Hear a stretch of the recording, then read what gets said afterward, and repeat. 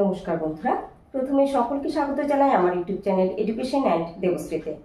তোমরা যারা railway group D 2025-এর জন্য ফর্ম ফিল আপ করেছো, তাদের জন্য বিগত বছর প্রশ্নগুলোর থেকে গুরুত্বপূর্ণ কিছু অঙ্ক এবং তার সমাধান আমি আজ করে দেখাবো তোমাদের। অনেক সময় তোমাদের অনেক সহজ প্রশ্ন দিয়ে থাকে, কিন্তু তোমরা সেই প্রশ্নগুলো যে সহজ সেটা ভাবতেই পারো না, তাই কঠিন মনে হয় এবং সহজভাবে নিতে পারো না জন্য সেই অঙ্কগুলো কিন্তু ভুল করে আসো। চলো দেখে নিই প্রথম প্রশ্নটি কি আছে। প্রথম প্রশ্ন, একটি শ্রেণীতে পাওলো শীর্ষ থেকে 18তম এবং নিচ থেকে 45তম স্থানে রয়েছে, অর্থাৎ ওপর থেকে যারা টপ করেছে সেই হিসেবে 18তম এবং নিচ থেকে 45তম স্থানে রয়েছে। ক্লাসে মোট শিক্ষার্থীর সংখ্যা কত?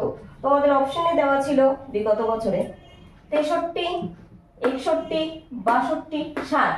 এবার দেখো অঙ্কটি কিন্তু খুব সহজ। শীর্ষ থেকে কত? শীর্ষ থেকে 18তম স্থান। এবার নিচ থেকে কত? 45। এবার দেখো পাওলোকে দুবার হিসেবে ধরা হয়েছে, তাই ওকে আমি একবার বাদ দেব, তাহলে আমার উত্তর হয়ে যাবে 62। নেক্সট কোশ্চেন কি ছিল দেখো, একটি ম্যাগাজিনের দাম 10% বা 10% কমানোর পরে এর বিক্রয়ের পরিমাণ 30% বা 30% বৃদ্ধি পায়, তার মোট আয় কি হবে? অপশন 20% হ্রাস, 17% বৃদ্ধি, 19% বৃদ্ধি, 19% হ্রাস। কিভাবে অঙ্কটি করব? ধরো আমি পার্সেন্ট দিয়ে দেখাচ্ছি, পরে আমি সহজ করে দিচ্ছি আরো। দেখো 10% কমে গেল মানে, অর্থাৎ ম্যাগাজিনের দাম 10% কমানো হলো, তার মানে আগে যদি 100 টাকা ম্যাগাজিনের দাম হতো তাহলে হলো 90 টাকা। নয়, মনে করো আগে যদি 10 থাকতো 9 টাকা দাম হলো। এবার একইভাবে বিক্রয়ের পরিমাণ আগে যদি থাকতো 100, পরে হলো কত? 130। কাটো, তাহলে দেখো আমার নিয়ম অনুযায়ী কি? নিয়ম অনুযায়ী দাম এবং আয় কিভাবে বের করতে হয়? মূল্য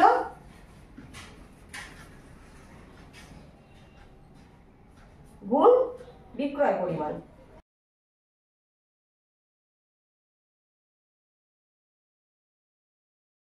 আচ্ছা, বিক্রয় পরিমাণ তাহলে কত হবে? তাহলে হবে 117। অর্থাৎ আগে যদি 100 টাকা আয় হতো, এখন সেটা কিন্তু হয়ে গেল 117, তার মানে 17 টাকা বাড়লো, 17%, তাই না? 117 টাকা, তার মানে 17% বৃদ্ধি পেল। বৃদ্ধি, অর্থাৎ সঠিক উত্তর হয়ে যাবে অপশন বি। বোঝা গেল? পরের অঙ্কটি দেখো কি আছে, কনভার্ট 36 সেমি টু কেমি, অর্থাৎ কিলোমিটারে পরিণত করতে বলেছে 36 কে, তাই তো? এবার আমরা ছোটবেলায় একটি নিয়ম শিখেছি, সেটা হলো মিলি, সেন্টি, ডেসি, মিটার, গ্রাম, লিটার, ডেকা, হেক্টর, কিলো। তাহলে আমার সেমি, এখানে সেমি থেকে আমার কিলোমিটারে যেতে কতটুকু ঘর লাগছে বা কটা ঘর লাগছে? 1, 2, 3, 4, 5, আর এখানে তো একটা ধরেই রেখেছি, টোটাল 6টা। প্রথমটাকে 1 ধরবো, বাকি সব শূন্য, তার মানে লক্ষ। 1 লক্ষ। 1 কিমি সমান সমান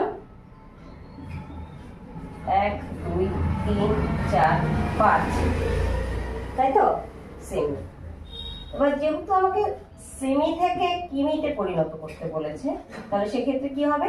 এটা উপরে চলে যাবে, এবার নিচে চলে আসবে এটা বড় সংখ্যা। তাহলে সেই অনুযায়ী আমার কত হবে? সেই অনুযায়ী আমার উত্তর হবে অপশন নাম্বার সি। বোঝা গেল? নেক্সট কোশ্চেন দেখো, দশমিকের প্রশ্ন, কিন্তু এই প্রশ্নগুলি গন্ডগোল হয়ে যায়, কারণ একই ধরনের সংখ্যা থাকলে পরে একটু গন্ডগোল হয়ে যায়। অঙ্কটি কিভাবে করবো আমি? আমি জানি সরল অঙ্কের যে নিয়ম, সেই নিয়ম অনুযায়ী আমার গুণের কাজটি আগে হবে, যদিও এখানে গুণ প্রথমে রয়েছে। আচ্ছা, 0.01 এটুকুকে গুণ করে পেলাম, তারপরে কিন্তু এইটুকু আমি যোগ করব না, আমি এইটুকু ছেড়ে যাব, গুণের কাজটি আবারও করব। 0.02। এবার দশমিকটাকে সঠিকভাবে রেখে আমার যে সংখ্যাটি আমি পাবো, দেখো দশমিক ঠিক জায়গায় থাকতে হবে। দশমিকের অঙ্কের নিয়মই তাই, দশমিক যেন ঠিক জায়গাতে থাকে।